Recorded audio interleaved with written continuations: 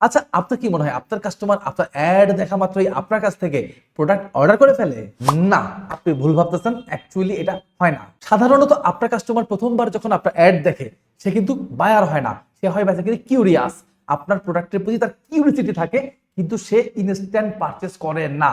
এরপর আরো কয়েক ধাপে আপনার আরো বেশ কিছু অ্যাড দেখার পর আপনার কাস্টমারের যখন মনে হয় হ্যাঁ এই প্রোডাক্টটা আমার দরকার হতে পারে, তখন সে চলে যায় কম্পারিজন স্টেজে। অর্থাৎ সে তখন আপনার প্রোডাক্টের সাথে আরো ভিন্ন ভিন্ন পেজের অথবা আরো ভিন্ন ভিন্ন ব্র্যান্ডের প্রোডাক্টগুলোকে কম্পেয়ার করা শুরু করে। সে বোঝার চেষ্টা করে কোন প্রোডাক্টটা ভালো হইতে পারে, কোন প্রোডাক্টটা সব থেকে কম দামে পাওয়া যেতে পারে, কোন প্রোডাক্টের কাস্টমার রিভিউ সব থেকে বেশি মার্কেটে অ্যাভেলেবল আছে। অর্থাৎ সে এখানে বেসিক্যালি ক্রেডিবিলিটি খোঁজে।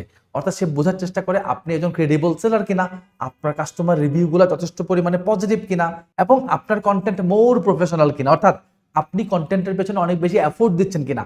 বিকজ যেই বিজনেস কন্টেন্টের পেছনে অনেক বেশি এফোর্ট দেয় অথবা খরচ করে অথবা প্রফেশনালি মেনটেন করে, খুব স্বাভাবিকভাবে সেই বিজনেসটা একটা সিরিয়াস বিজনেসও হয়ে থাকে। অ্যান্ড সবসময় কাস্টমার এটা চায় যে সে একটা সিরিয়াস বিজনেসের কাছ থেকে প্রোডাক্ট পারচেস করবে। অর্থাৎ যেই বিজনেস তার প্রোডাক্ট নিয়ে সিরিয়াস, যেই বিজনেস তার প্রোডাক্টের কোয়ালিটি নিয়ে সিরিয়াস, যেই বিজনেস তার কাস্টমার সার্ভিস নিয়ে সিরিয়াস।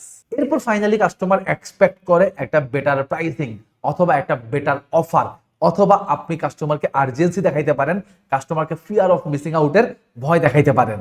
সো ফাইনালি আপনার প্রাইসিংটা যদি কাস্টমারের কাছে ভ্যালু ফর মানি মনে হয় এবং আপনি যে আর্জেন্সি ক্রিয়েট করতেছেন অথবা fear of missing out create করতেছেন সেটা যদি আপনার কাস্টমারকে ট্রিগার করতে পারে, তাহলেই ফাইনালি সেই কাস্টমার আপনার কাছ থেকে প্রোডাক্ট পারচেস করে। তো এতক্ষণ আমি আপনাকে বোঝানোর চেষ্টা করলাম একটা প্রোডাক্ট কেনার আগে একটা কাস্টমারের জার্নিটা আসলে কেমন হয়। সো আপনি আপনার বিজনেসে একটা কাস্টমার জার্নি অথবা বায়ার জার্নি কিভাবে ক্রিয়েট করতে পারবেন, এটা নিয়ে আমি একটা কমপ্লিট গাইডলাইন রেডি করছি।